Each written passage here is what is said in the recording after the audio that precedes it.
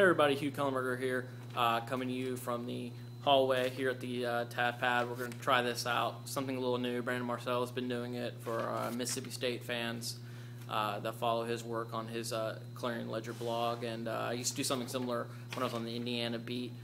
So let's get into it. Ole Miss wins a 66-62 game tonight against South Carolina, a must-win for the Rebels, coming off a short two-day turnaround. This loss would have been devastating for one major reason. It would have been an RPI killer, quite frankly. South Carolina is the only team in the SEC outside of the 200, came in at 201. Sub-500 team, just won their first SEC game. A team that plays hard but doesn't have a lot of talent on it. But Ole Miss, coming off that devastating loss to Florida, certainly this wasn't a gimme. Didn't appear that way for long stretches. Ole Miss builds an 11-point lead in the first half. Loses it. It's only a 3-point game at halftime. Go back and forth, the first 6, 7 minutes, 10 minutes of the second half. Ole Miss finally gets something going. Murphy Holloway makes a couple of free throws. Nick Williams hits a three-pointer.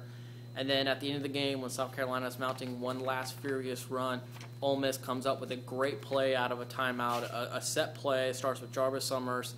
At the top of the key, he went through at least one, I think 2 screens, drove hard to the rim, and then when he spun, Terrence Henry's man came over on help defense, and what it created was there were 5 South Carolina defenders on the left side of the court and 4 Ole Miss players. The 5th one, Terrence Henry, wide open in the corner.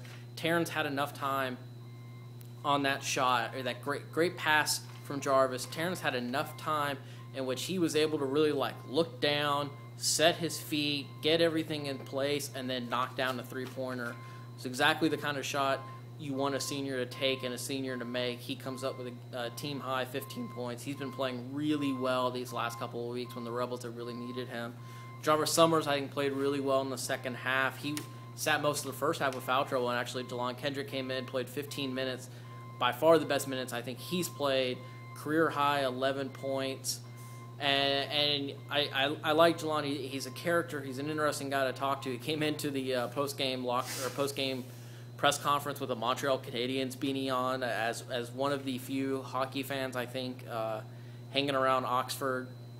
I appreciate it. I don't know if anybody else did, but I liked it. And, I thought he played well, and he's an honest guy. He said that the team came out and was a little lazy, was a little dry. And that was right, and it was to be expected. They were emotionally tired. They were physically drained. Andy Kennedy's really tight in the rotation in the last couple of minutes. A lot of guys playing the last couple of games. A lot of guys playing a lot of minutes, and then to lose the way they did against Florida. And then you combine it with playing a South Carolina team that plays a matchup zone that Ole Miss won't see the rest of the year. So you have a lot to digest, and you have a very short amount of time to do it. So to survive, it is something that Ole Miss can hang its hat on a little bit. It now has a week off that takes its midweek bye. Great for those of us having to cover recruiting and signing day to not have basketball, take a break for a couple of days. And I think it's good for them too. As I said, they are tired. They still are a little emotionally drained, quite frankly.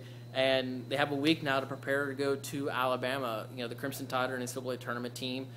They've been up and down, though, this year. It's a game Ole Miss can certainly win, and maybe has a better chance of winning than we would have thought in the preseason. But it's on the road in Tuscaloosa, and that'll be something to watch, see if Ole Miss can come out with its second SEC road win, and it would improve them to 5-3 in the SEC, and probably make up some of the damage lost by squandering that opportunity against Florida earlier this week. Appreciate all of you guys watching this. Any comments, any feedback you have, very much appreciated. Thanks.